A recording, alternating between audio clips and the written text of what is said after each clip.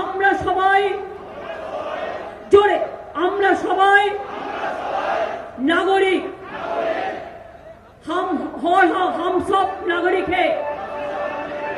We are all citizens of this country.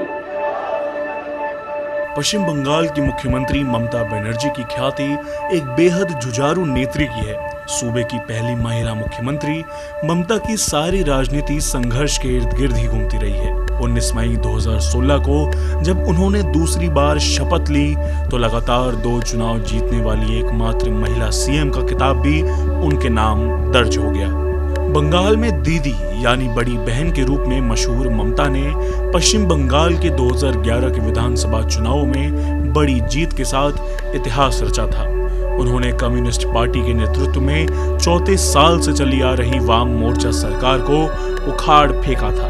देश की पहली महिला रेल मंत्री होने का रिकॉर्ड भी ममता के नाम ही दर्ज है। इसके अलावा वे केंद्र में मानव संसाधन विकास राज्य मंत्री, कोयला, महिला और बाल विकास मंत्री और युवा मामले और खेल विभाग की मंत्री भी रही हैं। एक स्वतंत्रता सेनानी के घर 5 जनवरी 1955 को जन्मी ममता ने अपने राजनीतिक करियर की शुरुआत छात्र नेता के तौर पर जोगमाया कॉलेज से की, जहां वे हिस्ट्री की स्टूडेंट थी।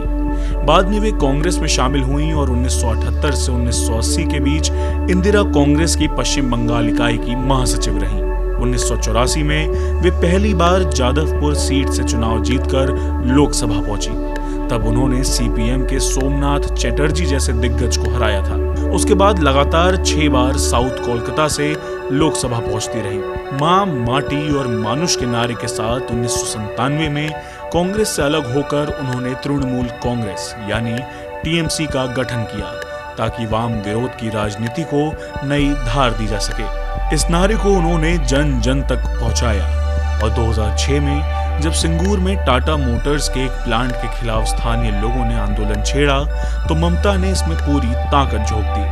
1993 में जब ममता को पश्चिम बंगाल सरकार के सेक्रेटेरिएट राइटर्स बिल्डिंग से घसीट कर बाहर निकाला गया था, तब किसी को अंदाजा नहीं था कि एक दिन वो बिल्डिंग में मुख्यमंत्री बनकर लौटेंगी। अपने सादे रहन सहन के चलते ममता बनर्जी को उनके विरोधी भी मान देते हैं, पर यह भी सच है कि राज्य में हुए शारदा चिटफंड जैसे घोटालों के चलते उनकी पार्टी की छवि को नुकसान पहुंचा है।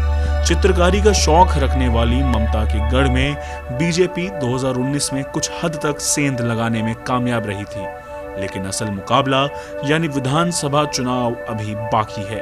जानकार कहते हैं कि ममता आसानी से हथियार डालने वालों में से नहीं है और बिना जबरदस्त लड़ाई के उनके राजनीतिक विरोधियों को कुछ नहीं मिलने वाला। विरोधियों को सत्ता तक पहुंचाने के लिए आग से गुजरना होगा।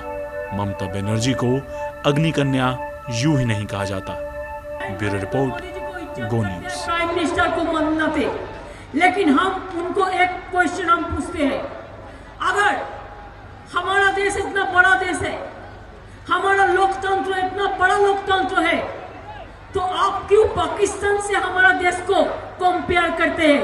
आपको शर्म नहीं लगता है? आपका शर्म नहीं लगता है?